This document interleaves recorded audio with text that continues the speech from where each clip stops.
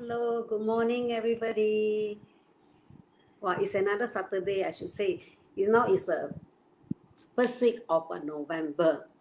So, November, December is another 2 months. It will be 2021. So, during this pandemic time, we actually, what do you call that? Not so much of a movement, but I do see a lot of work done by the NGOs.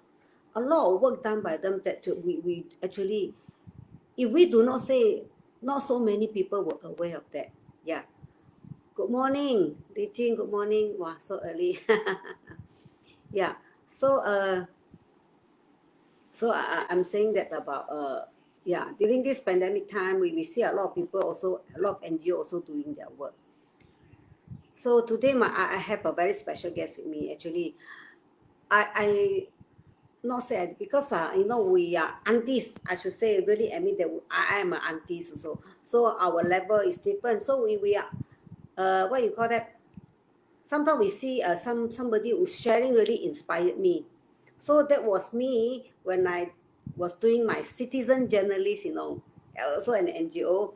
I went to Hospital Permai to listen to a talk by this awesome lady. The time was in 2012. That was a long time ago, but I still remember her. And I still remember when something happened about children or something, they still refer to me. Have you heard of somebody mainly, doing much for the children? I'm so happy that, I have heard before this Dr. Hartini, was giving a talk at Hospital Permai. That was 2012 only. Our children and statutory rape. That was a time when I heard her talking, and she really inspired me. So after going through some years, and I saw her, in the social media, and I'm glad that I asked from a friend that she's able to give me her phone number, and I contacted her, and to my. Actually, I really want to thank her. To me, when I just sent her my few of Auntie Bole's video, then I said, can I invite you as a guest? Actually, talk to aunties. We are just aunties. We don't know much. Wow, her response is, yes, why not? I said, it's so easy. I thought it's maybe difficult, but it's so easy. So I'm so happy that I have her with me. And you saw the poster that they are, the introduction. She's so much engrossed in the she's an active child activist. Okay. So she also United Nations and all this. So I will just have to talk to her, and we have more time with her. So that we understand what is this kind of child activists. What are these people doing? We really don't know, So good morning, Margaret and Kuli Hua. Okay, thank you. So not further ado, I shall invite her, Doctor. And then she's such a nice lady. She's a Dato, Dr. Hartini. I said, how shall I address you? Call me Tini. Oh, sometimes my friend always tell me, Li Jing always tell me, what you have to do is only ask. I really very overwhelming. So now I will invite Dr. Hartini. I still call her, but she said can call her Tini. So now I invite Tini to be with me. Okay. Hi, morning, Hi. Auntie Bole. Good morning, How are Tini. you? Yeah, so I think, I don't know what, maybe you have heard me saying, actually, I'm so thankful that you are able to be with me. I know you're a busy lady with schedule around and here and there. I see you. But during this pandemic time, maybe there's a lot of things that we can't do. So yeah, Tini, as you say, I call you Tini. Okay. Yeah. So we see you actually involved in many of these. You are the child activist, as in the poster. United Nations, to me, Auntie, United Nations is something wow, We don't know what you do that, because they are meeting, these people, and then you are co-founder of Yayasan Chow Kit. This is something that we don't know of, So okay. So we can have more time to talk to you. Okay, you see, you started to the Yayasan Chow Kit and all these things in 2007. So it's about 13 years. So would you like to tell us actually what drove you to start this NGO, and you have been so active in this preventing child sexual abuse, this kind of issue? Okay. Okay. Your time. Thank you, Auntie Bole, again. Well, actually, I started as a volunteer. I think lots of people think about wanting to do good and stuff, and one of the best ways to sort of try out new ideas or to try to turn that willingness and wantingness to do good and do it on the ground is actually to volunteer with different NGOs. So I actually went in as a volunteer with Yayasan Salam Malaysia, which is a volunteer NGO. And they sent me to Chow Kit because, you know, they heard that I had worked in many inner city areas in New York when I lived in America. So they sent me to Chow Kit. So that's how it started. I saw a lot of things that were happening to children. And because I had prior experience working with children in America, I sort of applied the same sort of rules and values. It's really also common sense and values, right? What do you believe? Do you believe that all children should have a home and be happy, not get beaten and stuff? And then you put that into action. So that's how it started. So when you move to a bigger space, I was just supposed to help the couple who was running it, and then I ended up staying and helping to run the place for a while. Yeah, and we founded it together, all three of us. Oh, so three of you started it, yeah. Yeah. So you are so much into this child rights activity. You are that child rights activist, you see. So would you like to tell us? Yeah. Would I like to tell you? Sorry. Yeah. You are the child rights activist, and you are activist in preventing this child sexual abuse. That's why would you feel to be in it so much, you know? What something happened or what? Yeah. Well, because part of the reason I got involved was because of what I saw both in America and in KL when I went to Chow Kit. And you see a lot of bad things happen to children. And we always have to, most of the time, help after the bad things have happened. And I wanted to see ways in which we could, yes, help the children after the fact, but also help the children before it happened and do more prevention work. And also what happens to children after something bad happens, after they get abandoned, after they get raped, after they get sold, you know, so what happens to them after people don't usually care.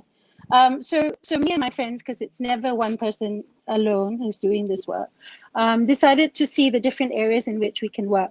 So while I do work on child sexual abuse in 2012, I hardly do work on child sexual abuse anymore unless it involves child prostitution or child trafficking or pornography or that kind of work. But I don't do the counseling and stuff. There are really better people than who don't do that, like Sai Azmi or PS for Children, or, you know, so there are, or Layang Layang. There's so many good people who are experts, WAO, you know, so I don't have to do the child sexual abuse, because for me, actually, also it's the most painful and difficult.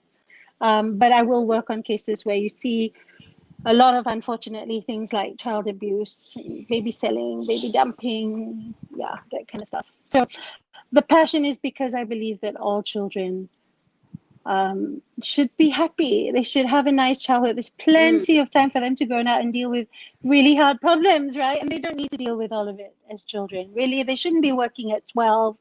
They don't need to get married off at 13. They don't need to drop out of school. You know, so they shouldn't have that kind of childhood. So that's what I believe. Yeah, it's very true of what you say. Yeah, children should be happy. The childhood, we have gone through our childhood. That time we were, you know, we play near the longkang, you know, this thing, the dream. We are so happy we have, right? Yeah. So sometimes we saw married at the age of 6 or even less than 10. This kind of the suffering they have to go through. But and again, that's why you know that. You can see this kind of thing happening to children. You feel that you want to do, you know, but being able to do it, you know, since 2001, it's only 8 years, but you have done so much. What I mean that you really go into it because you go for public speaking and organize a lot of talk show. So also you need to have this kind of willpower, you know. We want to know because Auntie want to learn how you manage to do it. Honestly, it's because, you know, when we work in Chow Kit, or we work in a place and you go to the centers or you build and you are surrounded by children all the time and you talk to the parents, you see what's going on. And because the cases came all the time. I'll give you an example. So in 2007, when we opened our center, right, we had 45 children. That was April 1st, 2007. By the time December 2007 came, I had 98 kids.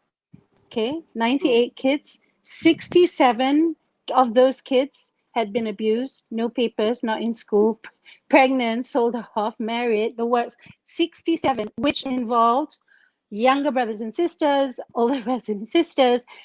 So we had more cases of abuse and this thing than we had children when we first came in, because they just kept coming. So when you have so many cases and you have experiences doing the different kinds of violations against children, you tend to talk a lot more. So I didn't become an expert because I studied psychology, or I'm a real like grassroots, literally hold the Child Act 2001 in my hands and run and talk to police while holding a baby. That's really how I learned. I learned on the ground stuff. So, you know, you talk legal things to me. I honestly wish I had a legal background. I don't, I have to read. So that's my baptism by fire into doing work in Malaysia. In America, it was the same thing, surrounded by children, work for an NGO on child rights, and just saw what was going on and decided I wanted to do something not extraordinary at all, very ordinary, just that I got a little bit braver than most, that's all. So to us, it's not ordinary. And then as what you say, to us, it's not ordinary because, you know, some of the aunties, you know, we are not into this. So that's what you say. Yeah. When you don't go to this children's home or this, you won't know this thing happened until when I heard you, oh, these are the things happening surrounding us. You know, we don't know. So this kind of awareness, no, that's what I know, and somebody know that they're able to share. That's the thing. So, and again, you are telling me also, telling us, you don't know, but you need to study and you need to read, you know, this kind of thing also. Yeah, one thing is we must get ourselves involved, and also we must read also. That's why I read and know about you. No, but it's true, right? And also I always tell, like, and really I didn't know a lot. You don't know, you ask, and then you learn, and then you fight because you don't know, and you have children and you don't know the cases. You can lose the children, and you can make things worse for them if you don't know. And if you don't know, you know, that's why you need to ask and stuff. And it's really desperation. And many times before, now I think it's better because there's more people aware, and more people who know the laws, and lots of lawyers who are helping and all that kind of stuff. So it's much more, I want to say it's much fewer cases, but that's not true. It's much calmer in terms of systems, and that people understand, and more people, if they don't know about the issues, at least are willing to learn. So yeah. So but 2005, 2007 was like cowboy town for me, right? No, I didn't know what was going on because I've been away so long. Yeah. So for your case, I somehow read through your Facebook that the children which you wanted to help, because you have do a lot of what you call that, you're the vice president of the Voice of Children as well. So you do a lot of what do you call that, enforcement or whatever, the task force policies, or the child policies and all that kind of thing. Yeah. So is there any way that you can change it, or try to implement the better, you know, for them? How would you do it in a way? So first, you can't do it alone. That's number one. Number two, you come together with other people in other organizations working on the same issue. So we have, you know, groups for alternative to detention, for children in detention. That's the big case that came out in the newspapers a few days ago. So we've been working on it for 8 years here in Malaysia, trying to get children out. You know, we have a group on food for children. We have different organizations working together to look at different issues. So everybody looks at every issue, and then depending on what my passion is, which my passion is a few things, I'm then more active on those things. But I honestly don't have the time, because this is like my world, but I have a day job. So you know, it's a juggle between raising my kids as a single mother, you know, doing my day job, you know, which finish about 6, 7, 8 o'clock at night, and then, you know, doing, you know, Yayasan Chow Kit and the cases and stuff. So it's really full on. But also, child rights is my passion. It's something that I'm fervently believe in. It's something, I think everybody has a passion. It doesn't matter what it is, as long as you pursue it. For me, it's making sure that children are okay, safe. So yeah. So the passion is there. Yeah, that's what you Yeah. say. So Yeah, you push. we Yes, don't do I'm very things alone, stubborn. but Yeah. And I'm very stubborn. yeah, stubborn to. Yeah. So Yeah. yeah, again, there's so many things about what you say about you doing this thing, the policy, child protection policy, and all these things. Okay, you see, like you have so much energy, as what you say. You don't do it alone, no doubt. Then you have your day job, as you say, and then you do a lot of NGO things, and wow. Yeah. How I know everybody has 24 hours only. Yeah. So Yeah. No, I how see where do you get the badly. energy and how you manage your time, when you have been involved in this, your job, the energy and your time. How will you do it? Yeah. I have to structure it. So like, if you could call me between 8 and 9 before I go to work. And by the time I get to work, 9 to 12:30, I'm at work. You cannot bother me. Then I have 12:30 to 1:30. You can bother me because it's lunchtime. Then 1:30 to 6:37, you cannot bother me because I'm at work. Then after that, you can call me now. Then I go to bed by 11. I just set actually my alarm now. 11 o'clock, I go to bed. I try to sleep for 8 hours till 7 and try not to wake up in the middle of the night because I'm a real insomniac. But I'm trying to be a bit more healthy and a bit more organized, because you're right, there's not enough time in the day. And my big project now, I'm working with a life coach, is actually learning to say no. So I try really hard if I cannot do it, because I don't have the time. And there's no point taking on cases if you're not going to do a good job, right? Because kids get lost. So if I cannot do it, I cannot do it, or I refer to someone else. So I'm also trying to speak out and ask for help when I can't do it, because I'm not Superman. I have a joke. I'm not, I try really hard to do what I can, but really it got to the point where I was sleeping 2-3 hours and it was really bad. And it does take a toll on your health when you don't take care of yourself and you don't organize. It does. Yeah, I mean, this is your job and then your family, which, sometimes you still, house is a house, home is a home. You still need to take care, right? So, that's not as what you say, your timing, your working hour, 9 to 6, 7, right? This kind of thing. So, it's nice to hear that, you're saying about the stubborn for the right cause. Stubborn for the right cause, Yeah, when it's time to say no means no. Learning to say no. I cannot. That means learning to say no. So in this way, I see you really have to take good care of yourself, because you are doing a great thing, and also that means you need to take good care of yourself. Well, I need to take care of because my kids are also very young. So they're only 12 and 14. So, they want me to do everything, right? Honestly, they don't understand. My time I come home, I really don't want to talk to anyone. But they're my kids. They don't see me otherwise, right? So, first thing in the morning, maybe they get to say bye. Last thing, maybe they get to say bye if I don't come home late. Then only weekends, I'm also working. So I'm trying, I actually took my second phone. I had a second phone and just gave it to someone. So it's like, I can't. Yeah. So as you say, you also have 2 children, at home. So to say good morning and hi, actually the time for you as sort of a busy woman like that. Okay, apart from what you have already told us, okay, you're saying about stubborn for the right cause and follow your passion.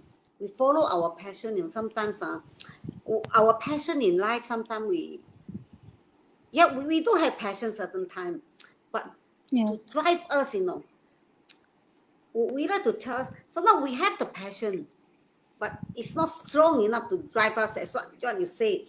What drove you through when you have 2 years and you started co-founder? But something, you have the passion, but something can drove you through. Can you tell us how are we able to do that? We have the passion, but I think you need to find out what that passion is, and it doesn't matter. And I think you need to have goals and objectives, and it can be, simple things like writing a story, or making something, or cooking, or volunteering and doing stuff and all. But I think you have to give yourself small goals and then set bigger goals. For me, I had already, by the time I came back to Malaysia and started YCK in 2007, I had already done 20 years of work in child rights here. Oh. So I had already, because I was doing the same thing in America.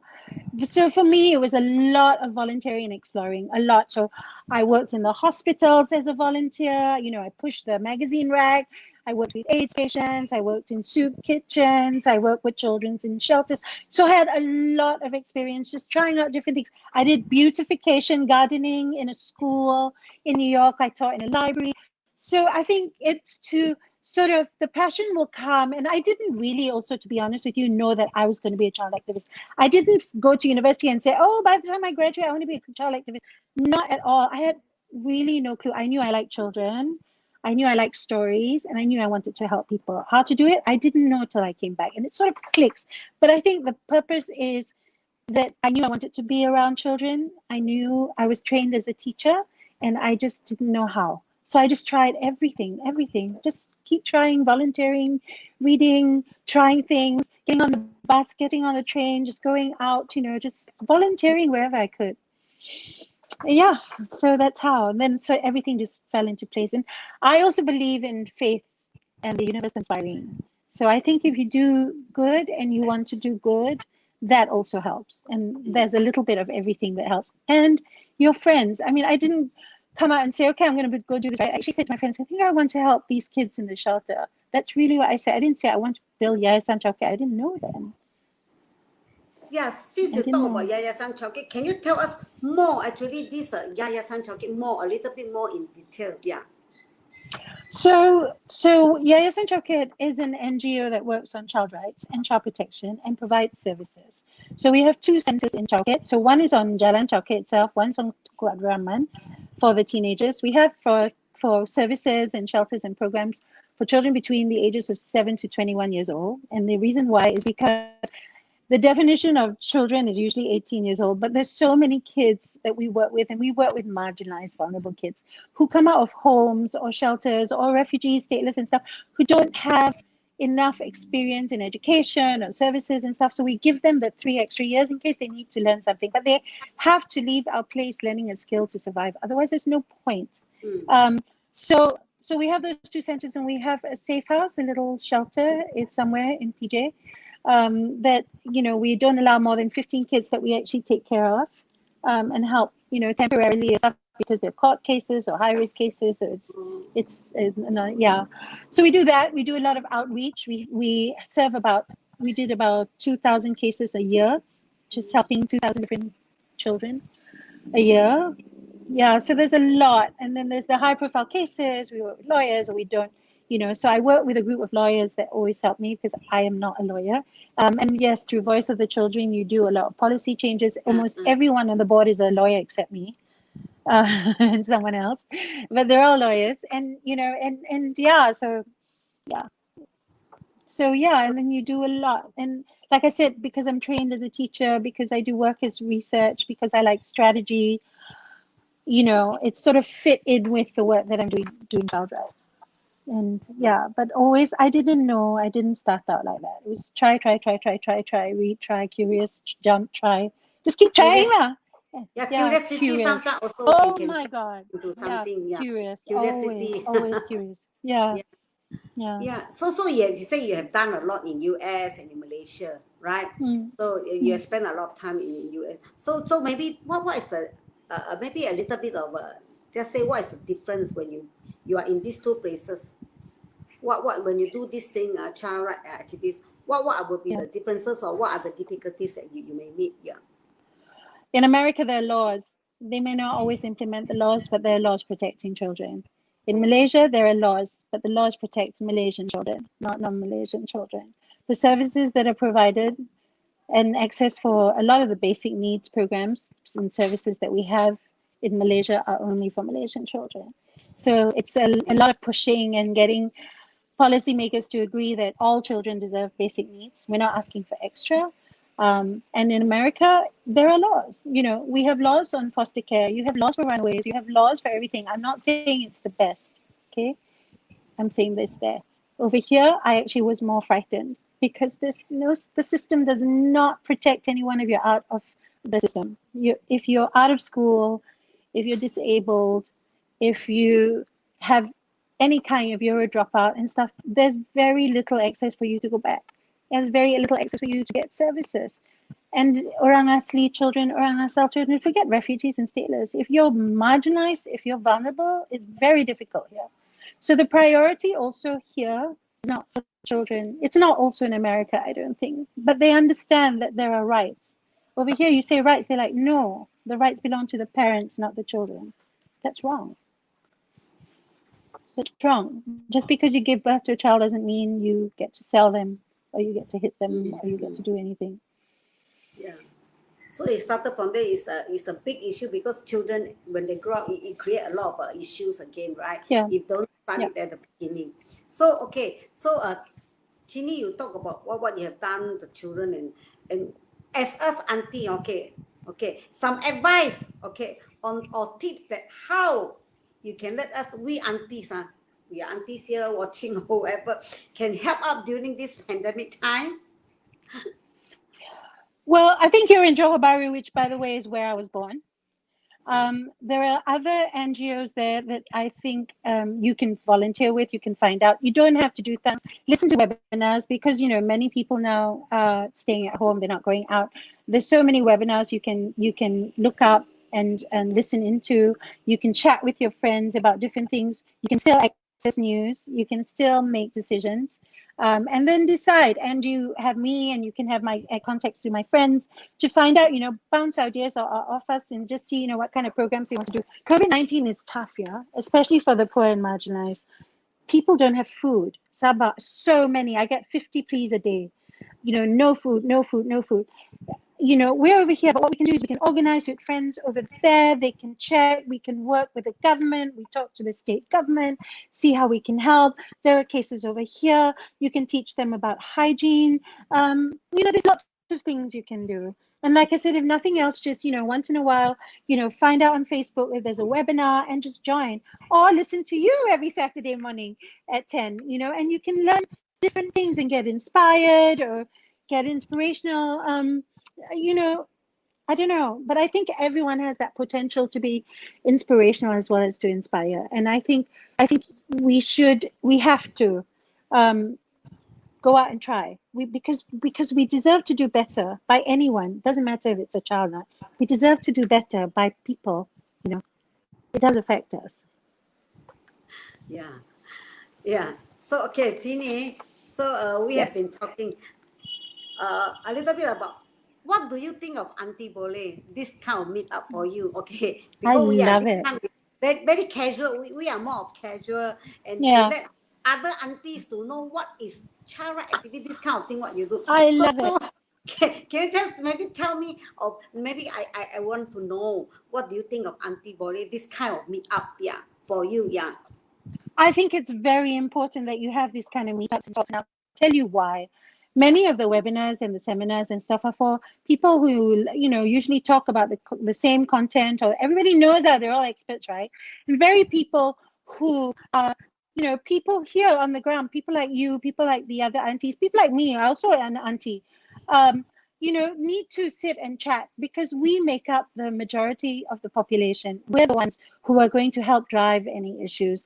Experts can talk, but the experts can mostly talk amongst themselves. What you're doing for people like me as well, and I'm both the auntie and also talking about child rights because I'm passionate, not because I'm smart, is that we get to have these conversations and more people can hear, and people can actually access news. And you are the right, yeah, and you are the ones who will be able to get people to, I think, inspire or just listen to this conversation. Even if you get one more new audience a week, that's one more new person who listens and can make a difference.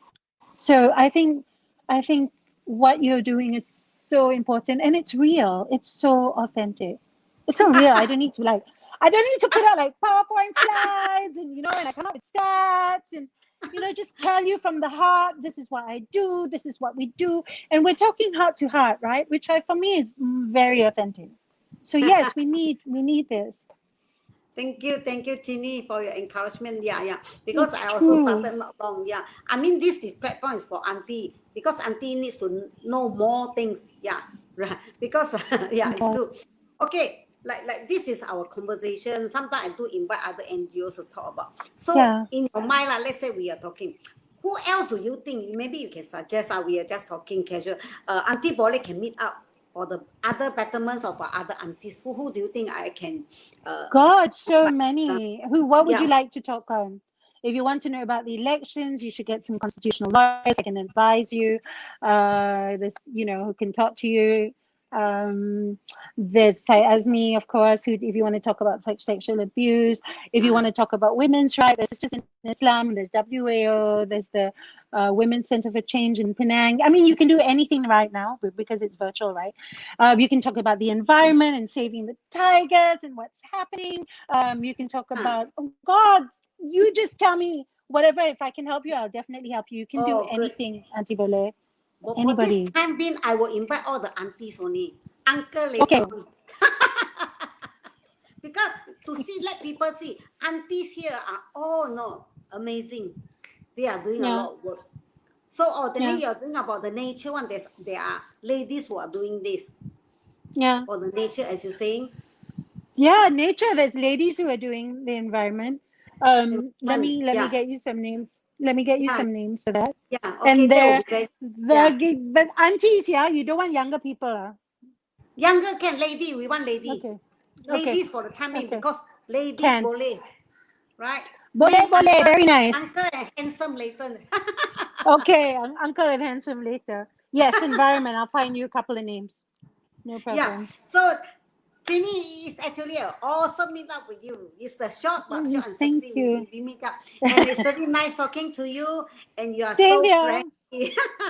We will meet up someday again. Thank you very much. Thank you so much for having me. Bye. Bye, Auntie Boleh. Bye. Yeah.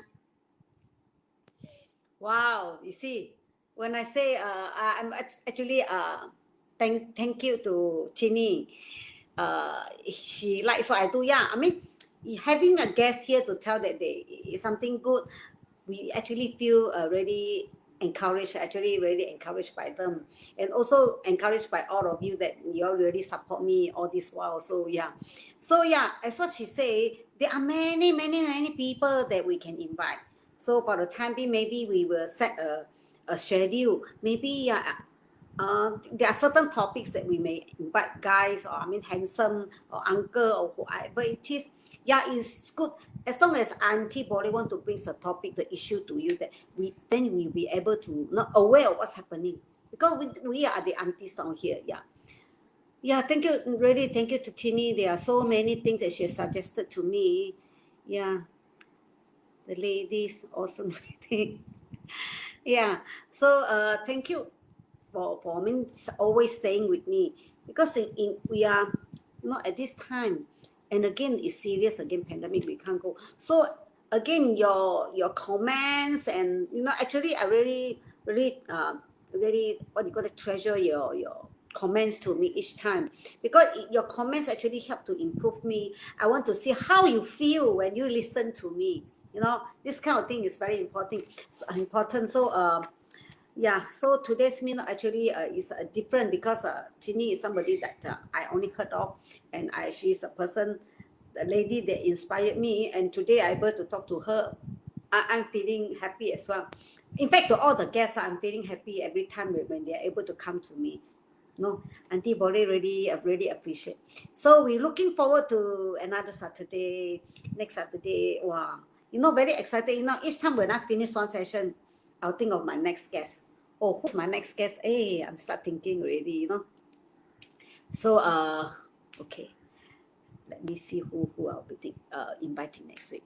So we are always improving ourselves. So that means Auntie Boleh have to read also sometimes. Have to read who and listening. So thank you, Li Jing, for saying that she's feeling happy to be with this meetup too. Yeah. So okay. And again, so we'll end today's session. Actually, I really thankful to all of you. Okay, again, Auntie Boleh loves to share. You help me to share. Okay, 5, 4, 3, 2, 1. Bye bye. Thank you. Bye bye.